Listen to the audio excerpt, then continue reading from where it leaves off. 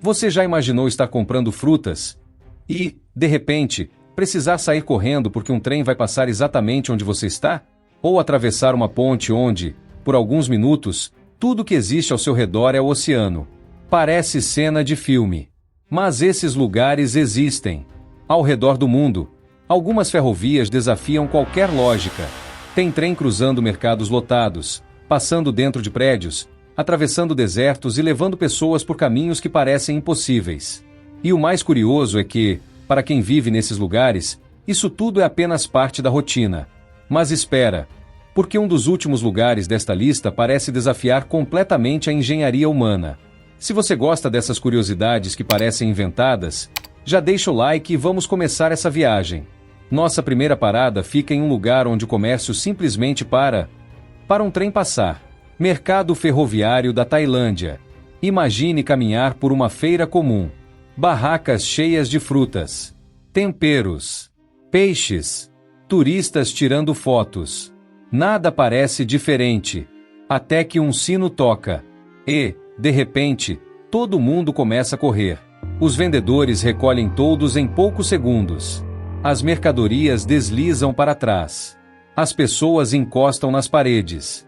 E então, o trem aparece. Não existe cancela. Não existe plataforma. Ele simplesmente atravessa o mercado. O espaço é tão pequeno que parece impossível alguém passar ali sem esbarrar em alguma coisa. O mais impressionante é que ninguém entra em pânico. Cada vendedor sabe exatamente o que fazer. Em menos de um minuto, o trem desaparece. E acontece a parte mais curiosa. Como se alguém apertasse um botão, todas as barracas voltam para o lugar. Os clientes continuam comprando. As conversas recomeçam. É como se absolutamente nada tivesse acontecido. Quem visita pela primeira vez costuma achar que tudo foi ensaiado.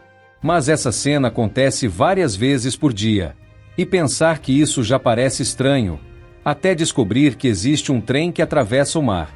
A ponte que parece flutuar sobre o oceano. Na costa da Índia existe uma ferrovia que faz muita gente prender a respiração. De um lado, o continente. Do outro, uma ilha. Entre eles, apenas água. A ponte de Pamban liga esses dois pontos há mais de um século. Quando o trem entra nela, a sensação muda completamente. Olhando pela janela, parece que os trilhos desapareceram. Só existe oceano em todas as direções. Em dias de vento forte, as ondas batem contra a estrutura enquanto o trem continua avançando bem devagar.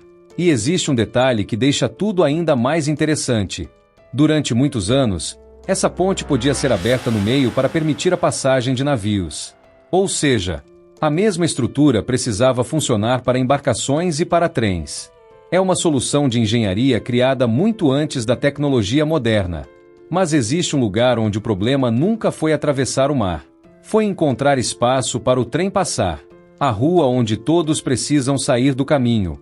Agora imagina tomar um café na calçada e descobrir que, em poucos segundos, um trem vai passar exatamente na sua frente.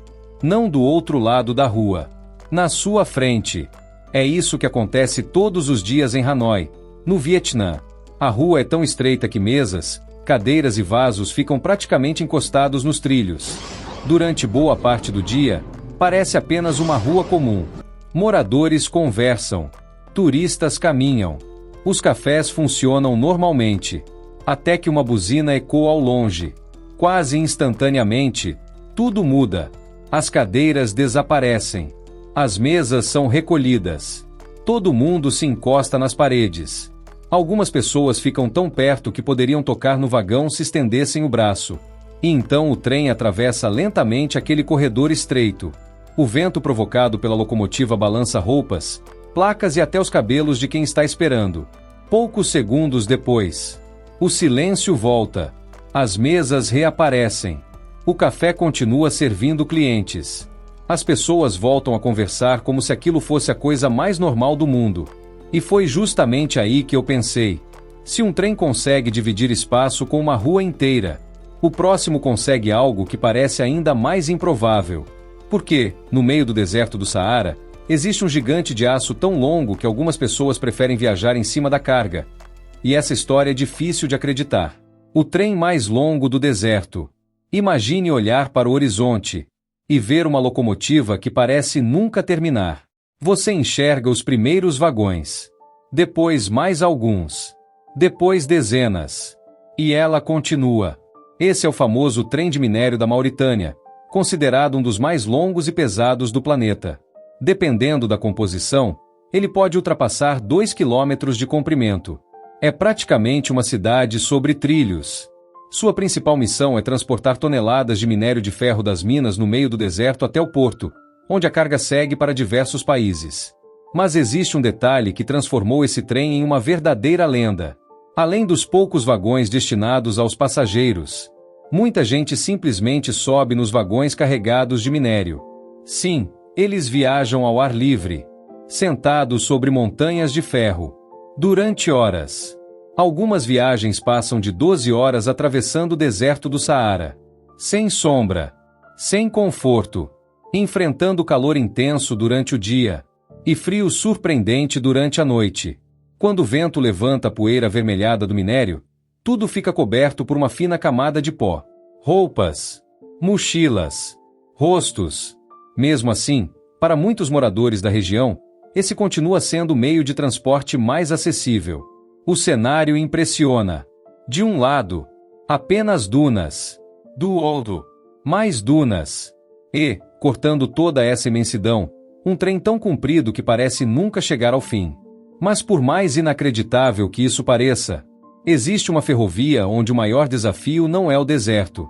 Depois da Mauritânia, a gente entra em um cenário completamente diferente, onde o problema não é falta de espaço, mas o excesso dele sendo ignorado. Nos trens de Bangladesh, o caos não é exceção, é regra diária. Em horários comuns, já é difícil encontrar um assento. Mas nos horários de pico, o trem simplesmente deixa de ser um veículo e vira uma estrutura viva. Pessoas ficam penduradas nas portas abertas, apoiadas nas janelas, e em muitos casos até sobre os vagões. O mais curioso é que ninguém parece surpreso com isso. É como se o sistema inteiro tivesse sido adaptado para essa realidade extrema, onde o importante não é conforto, é apenas conseguir seguir viagem. Sim, esse não é o ponto mais extremo da história. Porque agora a gente vai para a China, onde a engenharia resolveu brincar com o impossível. Na estação de Liziba, em Chongqing, o metrô literalmente atravessa um prédio residencial. Não por baixo, não ao lado, mas direto pelo meio da estrutura, entre o 6º e o 8º andar. E o mais impressionante é que isso não foi uma adaptação posterior. Foi planejado desde o início. O prédio foi construído em volta da estação, como se cidade e transporte fossem uma coisa só. Para quem visita, a sensação é de erro de simulação. Você olha e não entende como aquilo pode existir no mundo real. Mas quando você acha que já viu tudo, a Índia volta a mostrar outra face da intensidade urbana. Em Mumbai, o sistema ferroviário não é só transporte, é sobrevivência diária. Nos horários de pico, os trens não apenas lotam, eles ultrapassam qualquer noção de capacidade. Pessoas entram em movimento sincronizado, empurrando, ajustando espaço, se encaixando como peças de um sistema que nunca para. Quem consegue embarcar já venceu metade do dia. E mesmo assim, no minuto seguinte, tudo se repete. É uma cidade inteira girando em cima de trilhos, sem pausa. E então a história muda completamente de tom. Durante a Segunda Guerra Mundial, foi construída a chamada Death Railway, ligando a Tailândia a Mianmar. Aqui não estamos falando de eficiência ou inovação, mas de sobrevivência pura. A ferrovia foi construída em condições extremas, através de selvas densas, montanhas perigosas e doenças constantes. Milhares de trabalhadores perderam a vida durante a construção. Hoje, o que resta é uma linha de trem que carrega um peso histórico enorme, um lembrete silencioso de até onde a engenharia pode chegar quando forçada pelo conflito humano. Mas agora o contraste fica ainda mais absurdo. Na Suíça, o Glacier Express transforma completamente a ideia de viagem ferroviária. Aqui, tudo passa mais devagar. O trem cruza os Alpes como se estivesse flutuando entre montanhas gigantes, passando por pontes altíssimas, vilarejos perfeitos e vales que parecem não ter fim. Ele é conhecido como o expresso mais lento do mundo, e isso não é um defeito, é o propósito. Cada minuto dentro dele é pensado para que o passageiro não apenas veja a paisagem, mas absorva ela completamente. E quando parece que o ápice da beleza já foi atingido, A América do Sul entra com algo ainda mais surreal. O trem a Las Nubes literalmente leva os passageiros até o céu. Subindo os Andes argentinos, o trem alcança mais de 4.000 metros de altitude, onde o ar fica mais rarefeito e o horizonte começa a desaparecer entre nuvens e montanhas. Em certos trechos, a sensação é de que os trilhos não pertencem mais ao planeta, mas a uma camada suspensa entre terra e céu. E é nesse ponto que tudo se conecta. Porque quando você olha para todos esses lugares juntos, caos urbano, engenharia impossível, história pesada e paisagens surreais, fica claro que os trens não são apenas transporte. Eles são uma forma de a humanidade empurrar limites. Às vezes no meio do caos. Às vezes no meio da beleza. E às vezes no meio da história mais difícil de todas. E aí fica a pergunta que não sai da cabeça. Quantos lugares como esses ainda existem, esperando só para serem descobertos? E se você gosta de viajar por esse tipo de história, lugares reais que parecem impossíveis, então já se inscreve no canal, porque aqui sempre tem mais coisas que a gente normalmente não aprende na escola, e que parecem mentira, mas não são. Deixa o like também, porque isso ajuda o vídeo a chegar em mais pessoas que gostam desse tipo de curiosidade. E agora me conta aqui embaixo, qual desses lugares mais te impressionou?